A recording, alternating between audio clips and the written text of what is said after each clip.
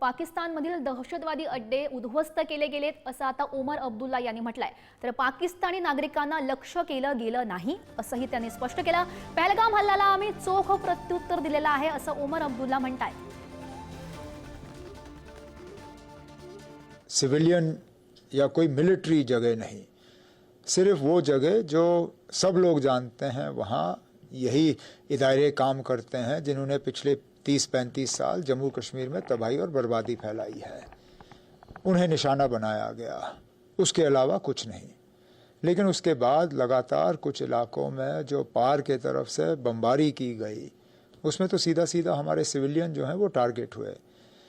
शुरुआत वहाँ से हुई, शुरुआत यहाँ से नहीं। पाकिस्तान ऑक्यूपाइड JNK दोनों इलाकों में हमले किए हैं और ये बिल्कुल प्रिसिशन हमले हैं।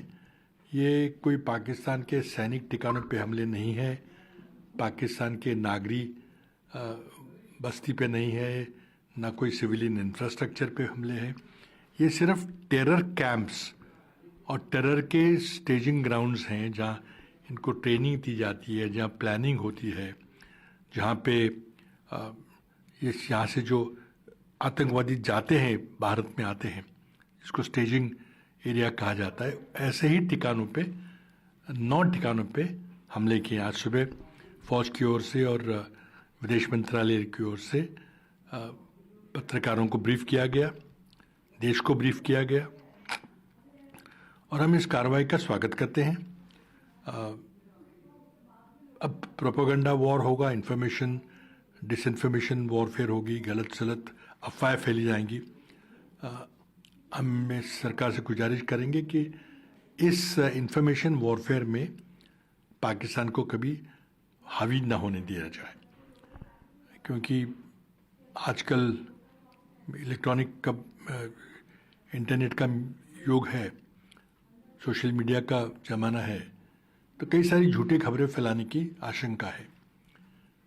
तो जितना हो सके पूरी की पूरी जानकारी देश की जनता को देनी चाहिए, जैसे आज दी गई। अगर तस्वीरें हैं तो तस्वीरें दिखानी चाहिए। अब हम इंतज़ार करेंगे कि पाकिस्तान इसका जवाब क्या देता है। कुछ तो जवाब आएगा। क्या पाकिस्तान एस्केलेट करेगा, इसको और बढ़ाएगा, या उसी सतह पर कुछ कार्रवाई करेगा।